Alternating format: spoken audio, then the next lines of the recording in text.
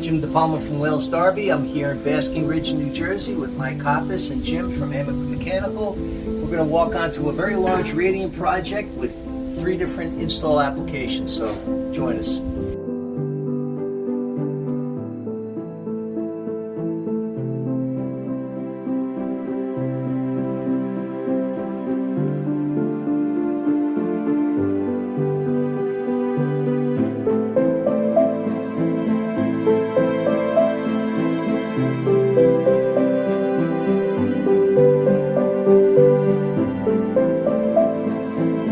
Hi, Jim DePalma here from Wales-Darby.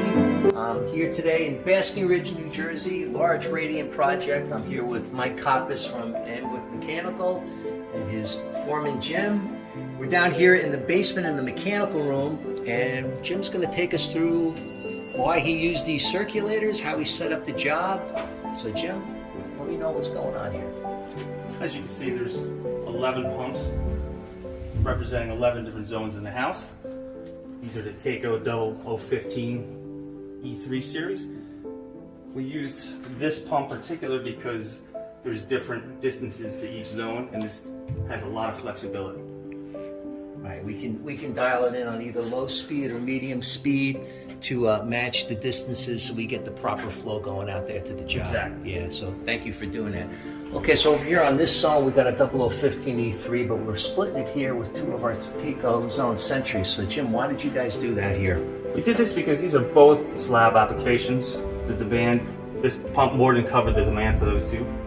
It's also a space saver, and these Century zone valves are fantastic because they're full port, and the gallons per minute are fantastic on these as well. Okay, easy to wire too. We label Very everything, easy. right? Yep. And this is our Uponor EP manifold, right? So you guys are using that, easy to the flow meters, you can balance each circuit. And again, these are expandable, which comes in handy if for whatever reason you need to add an extra circuit. They just screw right on. Right. Again, ease of use.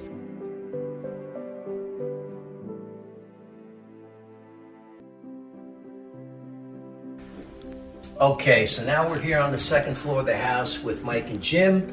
We're looking at 4 levels here. We did basement, 1st floor, 2nd floor, and a 3rd floor. We have a slab application, but we also have quick track and joist track on this job. So why did you guys mix and match the install? The primary reason we mix and match was a lot of the structural steel framing below the 2nd floor didn't allow us to run tubing underneath it. So the 2nd floor of the house had to be all done from above, which is why we went with the quick track. The other floors had enough open spaces for framing to allow for use of the joist track, which is a little more cost-effective method of installation. Okay, so on this quick track, you guys used the pre-assembled type quick track. You did that for what reason? Yeah, well, we found that the accordion style pre-assembled saves a tremendous amount of time on installation. Also, the staggered joints help you keep lines straight. Okay. So for the amount of quick track on this floor, and it's a large floor, you spent how much time, you think? We were here, 3 of us were here for a week to do about 4,000 square feet. 4,000 square feet, and if they were individual planks, you would have been here I hate to guess. a week and a half. Too long. So, yeah. Too long. Anything to talk about here on the joist track? Things to watch out for, or how you guys did it? The big trick here too is there was one large centerline girder that we had to work around, and we had to get permission from the architect to put a couple holes through it so we could penetrate. Okay.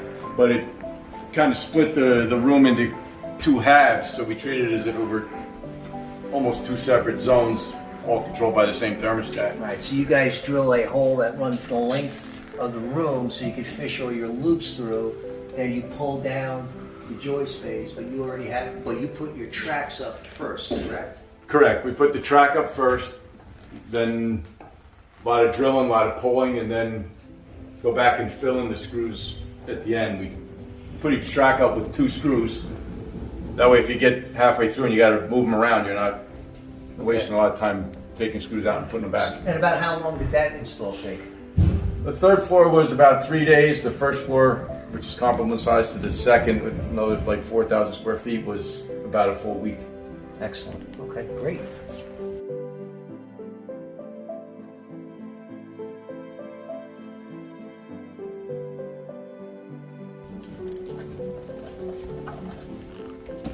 All right, so we're still here on the second floor. Greg is tying in our Uponor zone control module to a 8-loop manifold with our 2-wire actuators, and there's actually only 2 zones off of this. So Jim, what do you think about these 2-wire actuators in the zone control module? The 2-wire actuators are perfect because it's very simple. You could fit multiple actuators in separate zones on the zone control, which you can see how tight we are for space. So the zone control is perfect. We're going to add power and a transformer here, and it's a complete application. Right, so and we have the built-in end switch in that zone control module, so only sending one signal down to the boiler room. Done. Right, and the other side, like I said, will be right to a transformer right here. Fabulous. So Mike, with the quick track install, I see we have it going in all different directions. So what was the application here on the job? So in this particular application, the flooring that the homeowner selected is going to be glued down as opposed to being nailed. So we were able to run our track in a direction that saved returns at the end, and we had longer straight runs of tubing to expedite installation. If they're using wood floors being nailed down, then we'd be concerned with the direction their flooring is going, so we coordinate the direction of tubing to avoid ending up parallel to a row of nails. Right, great.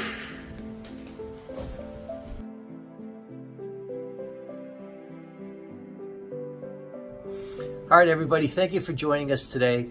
So whether you have a large, small, radiant job, if it's a plumbing job, a fire sprinkler job, a hydronic piping job, anything to do with that, we can help you here at Wales-Darby with those designs and with Uponor product. For all other information on everything else that we do here at Wales-Darby, please go to HVACinsiders.com. Thank you very much.